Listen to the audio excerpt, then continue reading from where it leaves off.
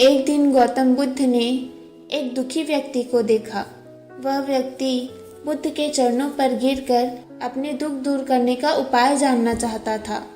गौतम बुद्ध ने उस व्यक्ति को अपने पास बिठाया और बोले, तुम व्यर्थ में चिंतित हो रहे हो। सुख दुख हमेशा नहीं रहते। मैं तुम्हें एक कथा सुनाता हूँ, तुम ध्यान से सुनो। किसी नगर में एक सेठ रहता था।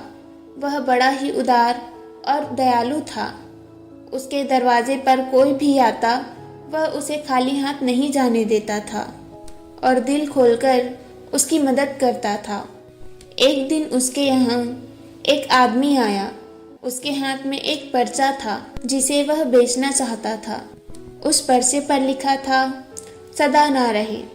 इस पर्चे को भला कौन खरीदता, लेकिन सेठ ने उसे तत्काल खरीद लिया और अपनी पगड़ी के एक छोर में बांध लिया।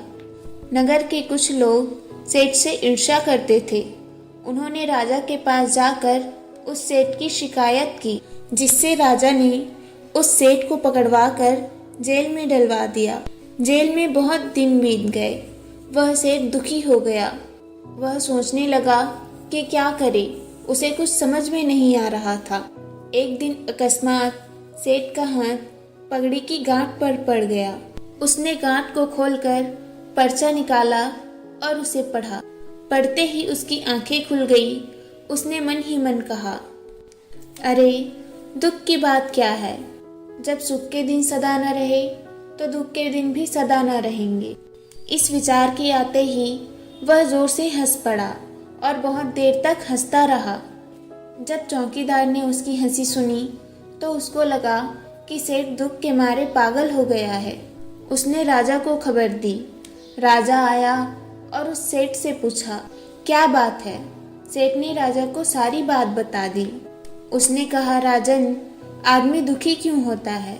सुख दुख के दिन तो सदा बदलते रहते हैं। सुख और दुख तो जीवन के दो पहलू हैं। यदि आज सुख है तो हो सकता है कि कल हमें दुख का मुंह भी देखना पड़े।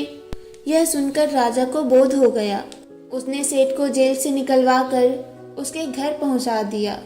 सेठ आनंद से रहने लगा, क्योंकि उसे ज्ञात हो गया था कि सुख के साथ साथ दुख के दिन भी सदा नहीं रहते। बुद्ध की यह कथा सुनकर उस व्यक्ति का मन भी हल्का हो गया। उसने बुद्ध का आशीर्वाद लिया और अपने घर की ओर चल पड़ा।